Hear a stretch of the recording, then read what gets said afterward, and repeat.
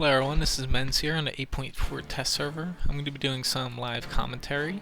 Right now I am playing the new British tank destroyer, the AT-15, which is at tier 8.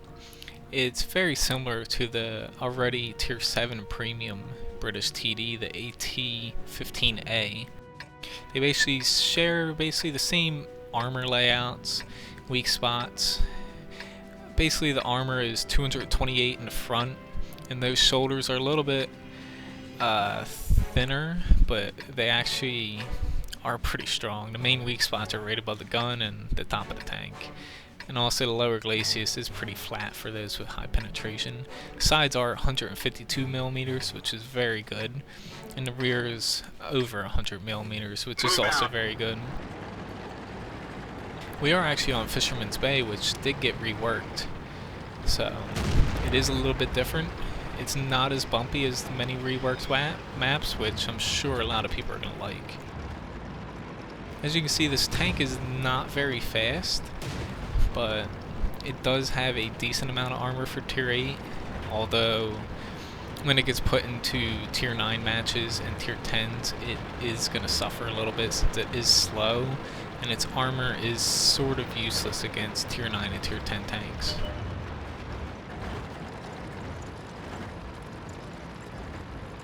The one good thing, as you can see here, the gun traverse is very good left and right. The gun depression is also very good. And gun elevation is not good, however. It does equip the 20-pounder gun, which doesn't have a great deal of alpha, but it's basically a nice blend of alpha and DPM. Got him. So while you don't do a ton of damage per shot, you do have a decent amount of rate of fire.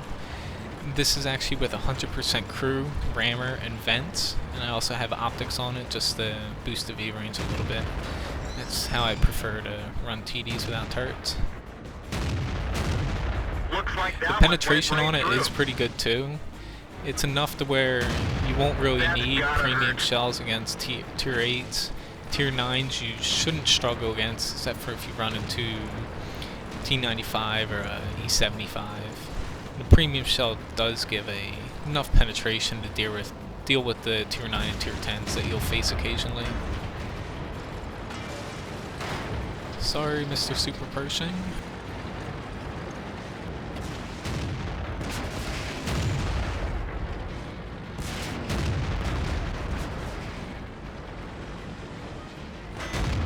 Penetration. Enemy is hit.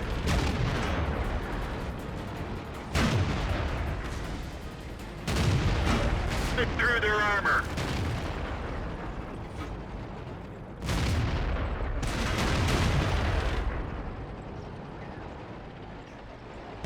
We've lost a track. As you can see, I dinged it there. Enemy is hit.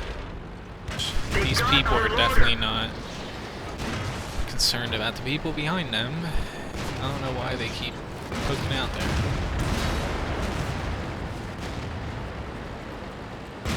We're immobilized. That's gotta hurt. Bounce off. We've got them. We fixed the track. Get going. Penetration. They're out. We're finished. As you can see there, even with tier 8s with their premium ammo, they still can go through you. Although it still shares the weak spots. Like many of these tanks, they have the same hull design. That little machine gun on the right is pretty weak, and all the turrets on top of the tanks are weak as well. Overall, this tank it's basically an all-around tank besides the speed. The one thing that it probably is lacking is a little bit more armor, since the premium tier 7 AT-15A has very good armor for tier 7, but at tier 8 it sort of starts to wear off, since a lot of people can basically chew right through your armor. But as you can see here with this AT-15, the DPM on it is pretty decent. I think it's just under 3,000, which isn't too shabby for tier 8. The only problem is you need to get a lot of shots in for it to count.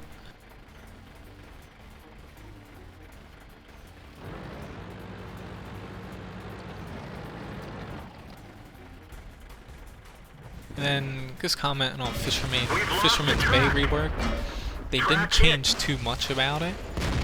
It basically plays the same way. They basically just updated it. They didn't change too many of the ridges people have grown accustomed to, and it's not that bumpy. The only major changes are to the graphics, but they left most of the bush placements, the trees, the rocks rather the same. We've lost a track.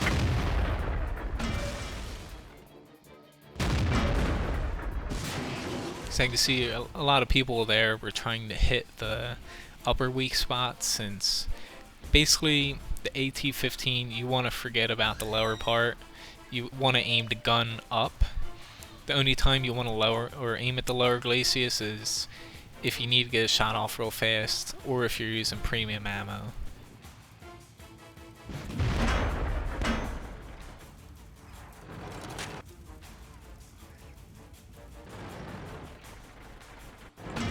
Our track is hit. It could break any minute.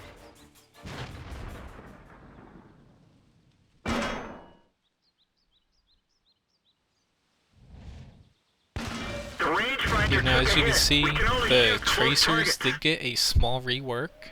They do look a little bit different than they have before.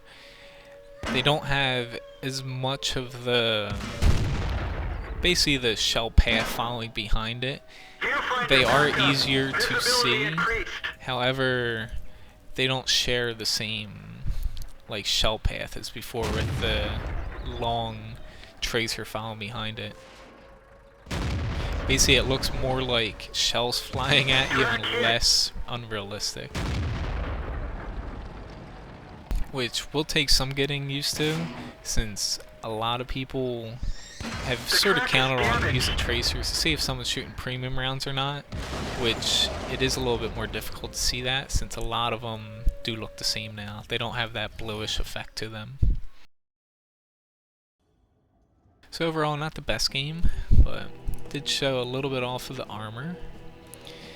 As you can see, the endgame screen did get a little bit of change. They added in potential damage received, which is pretty decent. I received 2,700 potential, and I only have 1,450 hit points yet.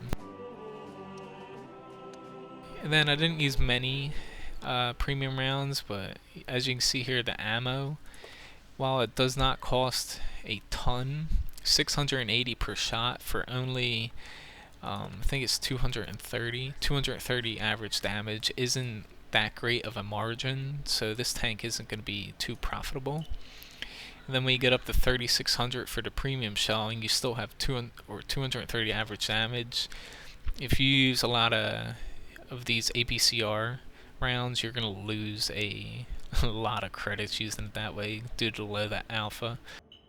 But as you see, the accuracy is 0.3, which is very good, and the aim time is 1.7, which is also very good. Basically, this tank is definitely like the tier 7 premium, just pushed up a tier with a better gun. So thank you for watching. Please subscribe to my channel and check out my website wotguru.com for more information.